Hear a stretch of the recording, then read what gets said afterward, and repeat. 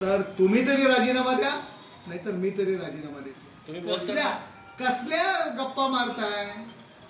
तुमची आम्ही रिस्पेक्ट ठेवतो एक सिनियर लीडर म्हणून, परंतु आमची जी बंद मूठ आहे ना, ती मूठ बंद राहू द्या. एकनाथ शिंदे साहेबांनी भूमिका घेतली त्या 2 दिवस तुम्ही मला काय फोन करत होतात, रोज मला सकाळ संध्याकाळ फोन करून काय बोलत होतात, हे तुम्हीच जाहीर करा. मी नाही जाहीर करत. मी नव्हतो तुम्हाला फोन करत. तुमचा कॉल रेकॉर्ड काढा आणि तुम्ही मला फोन करत होता आणि काय काय बोलत होतात ते मला जाहीर करायला लावू नका. कशासाठी? नरेश मस्केंवरती तुम्ही कितीही टीका करा, 50-50 माणसं ठेवा सोशल मीडियाचे नरेश मस्केवर टीका करण्याकरता, परंतु नरेश मस्केने जी भूमिका घेतलेली आहे एकनाथ शिंदे साहेबांच्या सोबत ते आहे आणि कायम राहणार, हे लक्षात ठेवा. तुम्ही बोलताना असं म्हटलं की रश्मी ठाकरेंना शिवाय देत होते संजय राऊत. विचारा, कित्येक खासदारांना विचारा, त्यांचं नाव जाहीर करण्याकरता उशीर लावत होते तेव्हा उद्धवजींपासून कशा पद्धतीने शिव्यागाळी करत होते हे अख्ख्या शिवसेनेला माहिती आहे. हो, कशाला उगाच गप्पा मारताय? आम्ही आपला रिस्पेक्ट ठेवतो, आम्हाला बोलायला लावू नका. तुमची काय अडचण होती की सोडावं, त्यांना जावं लागलं असं ते बोलले, अडचण होती त्यांची?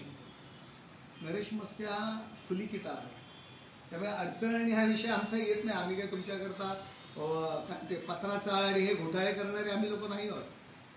अडचणी तुमची आहे, त्यामुळे हे घोटाळेबाजमध्ये आम्ही नाही आहोत.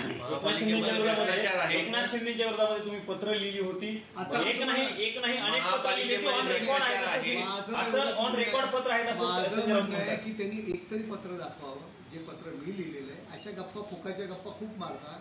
एकतर त्यांनी तरी माझं जर पत्र असेल तर मी रिझाईन देईन आणि तेही जर प्रूव्ह करू शकले नाही तर त्यांनी रिझाईन द्यावं. दुसरा मुद्दा याच्यामध्ये असा आहे की तुम्ही त्यांच्याकडे गेलात, ही गोष्ट खरी, पण ते जे बोलले ते खरंच होतं ना की तुम्हाला परिषद जरी दिली असती तुम्ही एकनाथ शिंदे सोबतच गेला असता. हो, मी एकनाथ शिंदे साहेबांच्या सोबत होतो. मी उद्धवजी ठाकरे यांना एकनाथ शिंदे साहेबांनी ज्या दिवशी भूमिका घेतली त्या दिवशी पण मला 10 ते 15 फोन होते, वरुण सरदेसाई मार्फत सुद्धा फोन होते.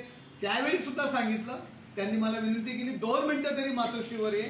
त्यावेळी पण मी सांगितलं मी मातोश्रीवर येणार नाही, आम्ही शिंदे साहेबांच्या समवेत आहोत. 15 दिवस अगोदर सुद्धा मला बोलवलं होतं ठाण्यामध्ये, नेतृत्व तू स्वीकार. त्यावेळी सांगितलं हा विषय माझा नाही, आम्ही एकनाथ शिंदे साहेबांच्या सोबत आहोत. ती जे भूमिका घेतील त्यांच्या आम्ही सोबत आहोत. अरे का माझा मी परिषद देणं आणि घेणं हा विषय नाही. कुठल्या स्वार्थाकरता नरेश मस्के एकनाथ शिंदे साहेबांच्या समवेत गेला नाही. एकनाथ शिंदे साहेब एक संघटनेला खऱ्या अर्थाने पुढे घेऊन जाऊ शकतात.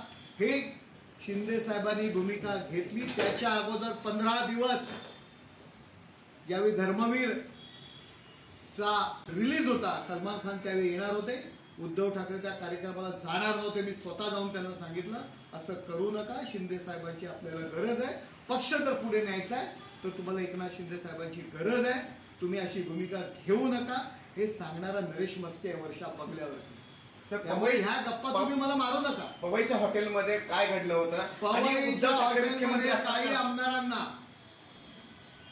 यांनी बैठक घ्यायला सांगितली होती, त्यांच्या मागे लागली होती की माझं नाव मुख्यमंत्रीपदासाठी घ्या.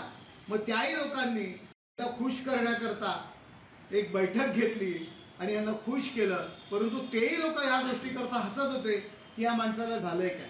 त्यामुळे संजय राऊत, हे तुमचं जे प्रेम आहे ना, हे बेगडी प्रेम आहे.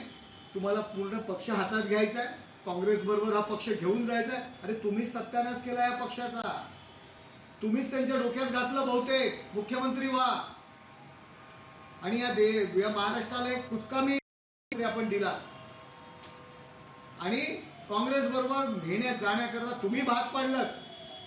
खऱ्या अर्थाने या पक्षाचा जो एकसंघ पक्ष होता त्याचं वाटोळं तुम्ही केलं. शिवसैनिकांचे जे शिव्या शाप आहेत ना, हे तुम्हाला भोगावे लागणार आहे, हे मी पुन्हा एकदा सांगतो.